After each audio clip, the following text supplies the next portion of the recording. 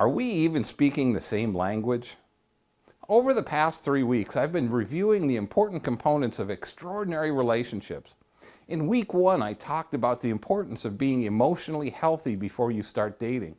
Week 2, I shared how to create clarity in your dating life. Last week, I laid out the 4 cornerstones of great relationships. Communication is a major part of the intellectual cornerstone. It encompasses so much of our daily interactions with each other. There's more than just talking. It includes body language, facial expressions, tone of voice, volume, rate, articulation, pronunciation, and fluency. But that's not all. There's another component necessary to really be able to connect deeply with your mate. I like to break this next part of communication out into its own category because it's so important. It goes beyond communication skills, facial expressions, and body language. Hi, I'm author and dating coach Rick Soderbeer. I help singles just like you avoid repeating mistakes from the past by guiding you to better decisions today. Before we get started though, please hit the subscribe button below if you want to see more helpful videos like this one each week.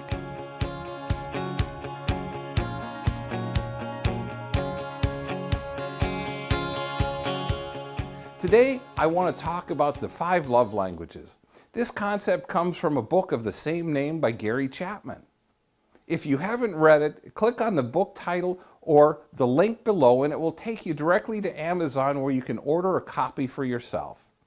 What are the 5 love languages? They are acts of service, words of affirmation, gifts, quality time, and physical touch. I'll give you a brief description of each, but for a more in-depth understanding and to discover your primary love language, please check out the book. Acts of service. Quite literally, it's just as the name implies. Acts of service is generally doing something for someone else. It can be as simple as getting the mail or taking the garbage out to washing the car, doing the laundry, or fixing something around the house. It can be greater things like running errands, planning a trip, volunteering for a project at church, or community service. To state it differently, it's about being in service to others out of the goodness of your heart. Words of affirmation. This love language is often expressed with a thank you, or you look beautiful, or I love your dress. It can also be you're doing a great job, keep up the good work. I appreciate you, and I love you. Words of affirmation are used to build someone up mentally and emotionally. You're affirming that they are bringing value to you. Gifts. This can be confusing at times. So often we think of gifts as having to go out and buy something. In fact, gifts can be a simple note posted on the mirror in the morning, a card, or flowers picked from your own garden. Gift givers will generally put a lot of thought into the gifts they give because they make it special and personal. Quality time. This is the gift of time. Quality time is about spending time together. It's not necessarily about doing something special like a night out on the town or a fancy dinner. Quality time is about spending undistracted time together. No phones, no kids, no pets, or other external distractions. This can be as little as 15 or 20 minutes together.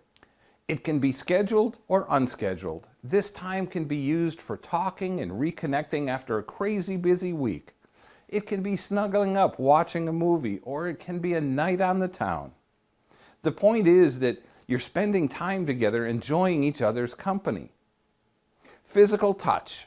This isn't about sex, although sex can be a part of it.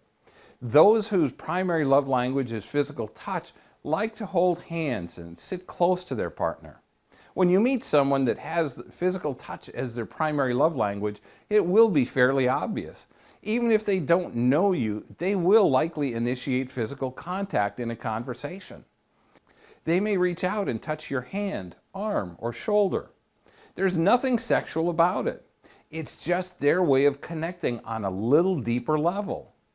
This is just a thumbnail sketch of the 5 love languages.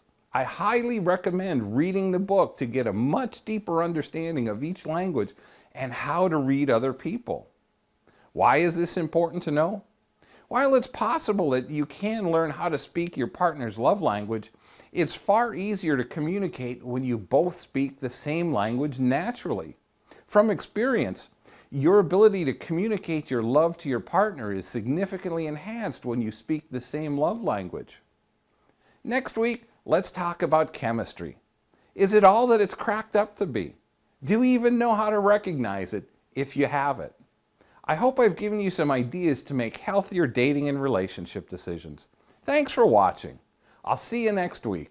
Until then, have a great and blessed day.